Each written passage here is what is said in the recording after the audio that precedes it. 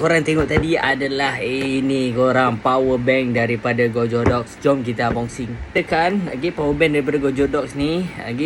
Dia punya kecil dia tak boleh bawa bincang. Sekejap kita tengok.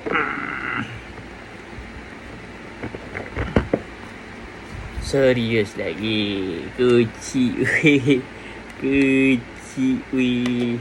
Mana phone? Kecil weh. Ui, korang akan dapat, sekejap kita buka je dalam dia. Apa yang korang akan dapat adalah bateri 2 biji, and then lenjak pun dapat sekali weh, dengan type C to type C.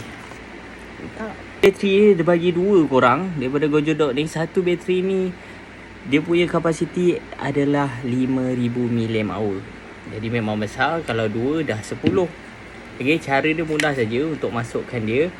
Slide ke atas, and then dia buka macam gitu. Lepas tu dia ada indikator ni, dia tunjuk ke bawah. Jadi korang masuk macam gini, then letak. Lepas tu indikator untuk bateri penuh ataupun tidak.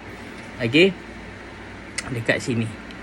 Kat sini. Yes. Tekan 1, nanti kat sini. 3 bar ni penuh lah. Tu dia dah ada dah built-in port ni. Dan dia juga support quick charge ataupun super charge lah. Yang mana phone aku ni support super charge. Kita boleh tengok dekat sini. Bam. Korang tengok dia naik macam mana. Laju geng.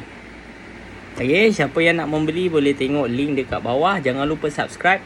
Bye bye. Assalamualaikum. Peace.